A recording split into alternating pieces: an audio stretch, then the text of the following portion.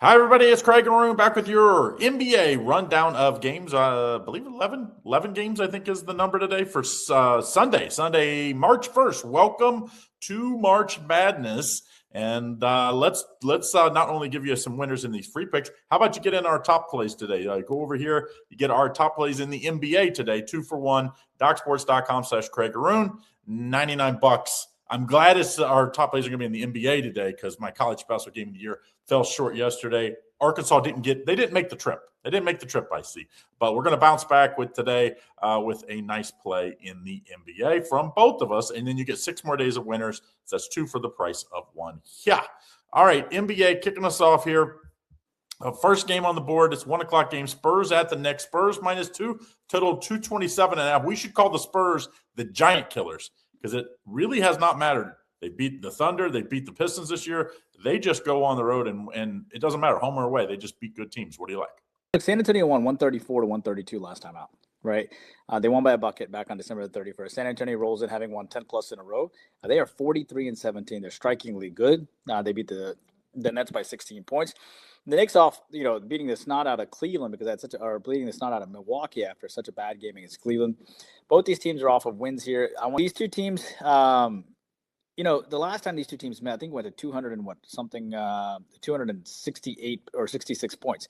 I don't think that happens here, man. I think the way the Knicks do well is through defense, right? When they beat Houston, it was 108-106. When they beat Boston, it was 111-89. I think this will be a much more defensive tinged game. Give me the under 227.5. Spurs and Knicks. Craig, Cleveland minus 11-point favorite here on the road against Brooklyn. Interesting game. Cleveland, of course, beat them 112-84 last time out, and they beat them 131-124 last time. So they beat them twice this year. Cleveland off back-to-back losses, losing to Detroit and to Milwaukee. So back-to-back losses. Brooklyn comes in losing 7 in a row coming into this contest, including an ugly 111-148 loss to the Celtics. And they've also lost 7 covers in a row. Who do you like?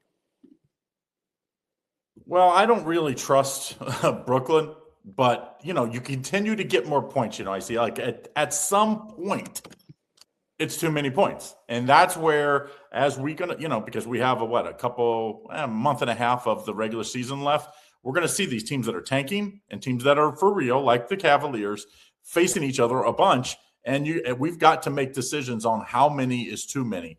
The big thing is Cleveland's banged up. So it's like they're facing a Brooklyn team. They've lost 2 in a row. They've actually lost 3 of the last 4. And you're facing a Brooklyn team. But Brooklyn has lost by 37, 16, 9, 11. It's just like, they continue to be bad as well. I think you play a total on this one. I think you play the over 222.5. We've seen Cleveland give up 122 to Detroit. That was in overtime. They gave 118 to a Milwaukee Bucks team without Giannis. I think you take the over here. Brooklyn's given up a bunch as well. Let's take the over in this game. If you made me pick a side, I probably would take Brooklyn plus 11.5, but I think you have to stay away from this one as far as the side is concerned. Minnesota at Denver, 3:30 game. Denver's favored by 3, total 238. 2 good teams. Hey, we don't have to worry about tanking in this one. I see. What do you like? Denver won 142-138 back on December the 25th on Christmas Day. Denver also beat them November the 15th as well, and they also beat them on October 27th. So they beat them the last 3 times, okay? So they certainly got their revenge from when Minnesota beat them in the playoffs last year. Minnesota coming off nice wins against the Clippers and Portland. Denver, of course, coming off a very interesting game against Oklahoma City where there was some throat grabbing and some fights there with Jokic, which really turned into Joker with green-eyed or yellow-eyed or whatever he was against Williams. Finals 121-127, they lost. So how does this shake up here after that? I will tell you that Gordon is still listed as out in this contest. Minnesota only comes in as a +3 underdog. Randall is listed as day-to-day in this contest as well. I got to think, though, man, I know Denver is coming off of a loss, but I got to tell you, I don't think Minnesota really cares. Minnesota, has lost to this team twice already this year, or 3 times this year. I just don't think they'll lose to them 4th time in a row. I'm going to back Minnesota +3. Very good public fade as well. All right, Craig, moving on here. Milwaukee minus 3.5-point chalk against the Bulls here. Milwaukee won 131-115 last time out. Milwaukee lost 98-127 against the Knicks in a horrible game in their last contest. But once again, I repeat to you, the Bucks have won this game the last 3 times this year. They played them 3 times. They won all 3 times. The Bulls continue to lose, having lost 10 straight in a row. Who do you like? I knew the Bulls were going to struggle for a little bit because they made so many midseason trades. I mean, they traded everybody. And they weren't, it wasn't like they were trading to win this year. They were trying to trade to win in the future, especially like the next couple of years. But I did not think they'd be this bad. I see, this is historically type bad stuff. And it doesn't even look like they're necessarily trying to tank. I mean, they're playing their players and they're just not any good. And they're facing a Milwaukee team that, I guess with not trading Giannis definitely had an effect on this team. I mean, they've played good basketball recently. Yes, they didn't play great last time out. The Knicks team that had lost, and so they were playing. They were ready to play, and they just kind of overwhelmed them. I think you take the over here. I also think you take Milwaukee. I don't think I'd parlay them. I think the stronger play probably play Milwaukee -3.5, but I like the over a little bit as well. Don't forget to like and subscribe and turn on notifications so you don't miss out on all the great content we have here at Doc Sports. Next game, Memphis and Indiana. Indiana -1, total 238. These are two tanking teams. We should just there should be an asterisk that we should put on the screen tanking. What do you like here? Memphis won 128-103 back on October the 25th. Memphis beat Dallas 124-105. They have won 3 out of the last 10. They don't win back-to-back games, though. Indiana, of course, has lost 5 straight coming in. Injury-wise, I don't think it really matters because anybody with decency is not going to play in this game. And with Siakam coming in as this game is listed as doubtful, and so is Neesmith. He's actually listed as straight up out at this point. Memphis, of course, has a little bit more talent that's going to play Todd. They picked up Taj Gibson recently, which was wild. But, I got to back Memphis here. Look, Memphis, I think, is a little bit more interested in winning than Indiana is for sure. Indiana comes off of a loss against Charlotte, 109-133. Again, they are not interested in winning. Halliburton is injured for the year. Memphis, actually, when they played Dallas, actually played pretty well. And look at how many guys that were, were scoring, right? 3, 4, 5, 6, 7, 8, 9, 10. They had a full 10-person box score who scored at least 5 points. Everybody scored at least 5 points. Give me Memphis plus the 1 here. Craig, Portland plus the 6 against my Atlanta Hawks, who are heavily favored in this game. Portland beat them, 117-101 back on January the 15th. My Hawks are only 1 game under 500, and Portland's only 3 games under 500. Portland off of a loss to Charlotte by 16. My Hawks having won 3 straight, including beating Brooklyn, Washington, and Washington. Of course, everybody thinks that Steve Kerr is not as brilliant as we thought he was as he let Kuminga go, but maybe that was against the Wizards, so anything can be and can change here. But who do you like? Tough spot for Portland. Lose at Charlotte yesterday, and it wasn't ever really close. I kind of thought they'd keep that close. I know Charlotte was good, but I thought they'd cover. They was really never in that one. Now they have to travel to face an Atlanta team that they're not going to feel bad for them at all. And Atlanta continues to push, trying to get above that 500 mark. They're only 1 game above. I think you take Atlanta here minus the 6. Just a tough spot for Portland. And I think Atlanta, finally, they'll be 31-31 with a win in this one. I think they win and cover. Detroit at Orlando. Detroit minus 5.5, total 221.5. Detroit found a way to win. They were down 4 or 5, and Cunningham fouled out. Kate Cunningham fouled out, and they came back and then won in overtime. That was a very nice win. Can they keep that momentum going here? Yeah, look, Orlando won 112-109 last time out, right? And and Detroit won 135-116 the time before. So these two teams are split, but Detroit has a little bit of revenge here. Of course, they beat Cleveland, Oklahoma City coming in. They've won 7 of their last 9. Orlando, of course, lost to Houston 108-113. They typically don't lose back-to-back games. So both these teams are going to be super motivated. Orlando off of a loss. Detroit, of course, has the revenge coming in. When you take a look at the injuries here, I will tell you that Detroit has no injuries to report at all. So they are very healthy coming into this game. I don't like that Orlando comes off a loss at all. It's not like Orlando's looking ahead to this game, but, they played a Houston team that was very motivated coming in. Orlando, of course, shot 41% from three-point land. But you're going to get a team here that's pretty motivated in Detroit. I just don't see Detroit overlooking this team at all. Especially after they lost last time. Wagner is still listed as out.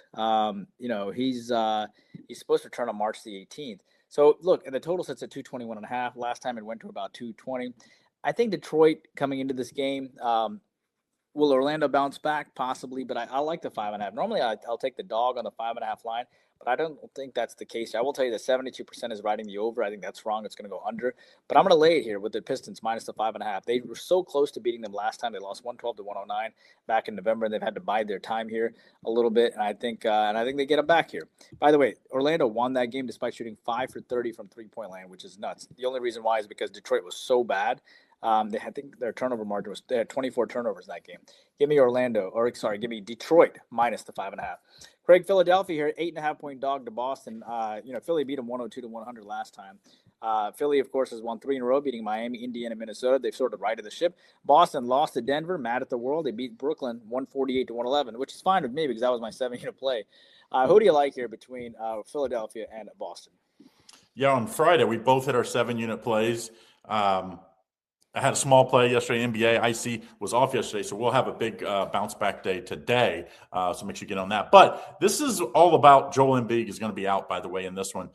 Can Boston shoot like they did the last time? Because Boston was on fire. They were actually not covering like around halftime or right after half. And then the second half, they just blew up. It was one of the most efficient games ever. Go look up the stats. It was absolutely crazy. Now, do I expect Boston to shoot like that? No. No team is going to shoot like that consistently. They scored 43 and 39 in the third and fourth quarter. I don't think that happens again, but I don't think they need to beat Philly, to be very honest. Without Joel Embiid, it's just asking. They have rode Maxey all year long, and I like Maxey. I think he's a great player, but you got to have some help for this guy, especially at this point in the year. I think you take a hot Boston team. It's a lot of points, I know, but I'm going to lay the points with Boston. Next game, Oklahoma City at Dallas. Total 232. Oklahoma City's favored by 15.5. Of course, Dallas, one of those teams that wouldn't mind to lose out if that's possible. What do you like? Oklahoma City won 132-111 last time out, back on December the 5th. Oklahoma City won 101-94 the time before, so they've beaten Dallas twice. Oklahoma, comes off a huge win against Denver. Some could say even a kind of a raucous emotional win, if you will. They're relatively healthy now, actually. Williams is out with a hamstring, but outside of that, they're pretty healthy, and they're coming in as a 15.5-point chalk.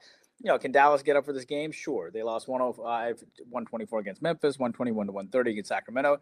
And who does Dallas have playing right now? They have Gafford, Marshall, Middleton, Christie. Look, what else does Dallas have to look forward to, right? I think they will look forward to this game. I was curious. The last time this total was around 229.5 and it went over. This one comes in at 232. Either you're going to take Oklahoma City here. The only problem with Oklahoma City, I just don't know how you get up for this game after beating Denver. I just don't. And then you have Dallas, of course, losing back-to-back games. But this is the type of games that they will get up for, right? So I'm going to take Dallas plus the points. I don't love it, but I'm going to take Dallas plus the 15.5. There are much, much better games. I will tell you that there's a prop that you can look at, too, in this game. The last Dallas game, who's going to score for Dallas in this game, right? Either Marshall only went 2 for 6 in that game. I would take a look at him. So I think Marshall is probably going to have a decent contest. And who else is going to score? Gafford's going to have to come through. So I would take a look at the over for Gafford. And I would take a look at the over for Marshall in points. All right, Craig, moving on to New Orleans, coming in as a 6.5-point dog to the LA Clippers. Clippers won 126-124 last time out on October 31st. Can New Orleans get it done? I'm telling you, man, New Orleans is not tanking. They've won 3 in a row. They beat Philly, Golden State, and Utah. They are sending a message. Why is New Orleans not tanking? Look, they got Bay, Williamson, and Murray and Jones. They're all healthy, and these guys are playing really well. Clippers come in losing 3 straight now. They've lost a lot of juice since they traded Harden. Who do you like here?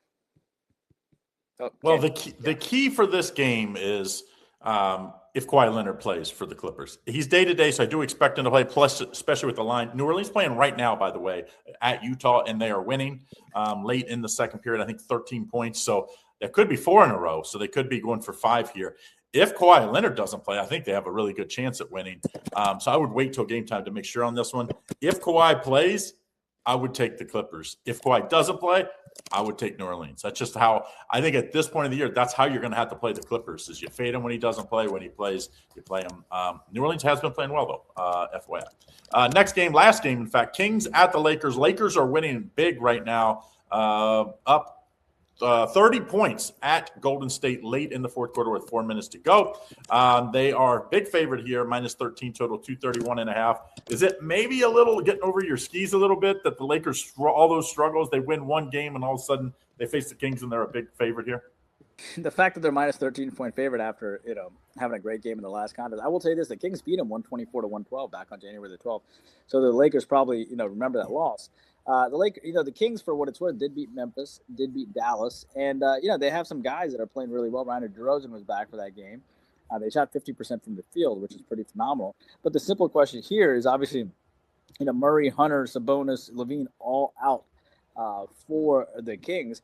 But the simple question here is, do the Lakers have a huge letdown after this huge win that they're about to post on these Warriors? And I think they can. The Kings did beat them last time, but who's to say that the Kings can't step up here again? If you're the Kings, what else do you have to look forward to? You're 14-47. These are the games that you only get up for. As far as the Lakers, status goes, as far as only Hachimura is listed as out. I don't trust the Lakers coming off a big win. Give me the Kings plus the points. Yeah, I like that play. In fact, that might be on my card potentially. I got to do a little more research on it, but it's definitely one of the 3 or 4 that I had circled. Don't forget, if you want to get on our top plays and you find out which is our best bet for each of us for the day, you go right here, 2-for-1 deal. Craig and Arun, DocSports.com/Craig Arun. You get us both for the NBA, just $99. You also can get both for college basketball, $99. Not just for today. You get today plus 6 more days. So you choose either NBA or college basketball, but today NBA is going to be where our top plays are. So make sure if you want to get on the better of the plays, you can get them. All right, guys, have a great day. See you again tomorrow.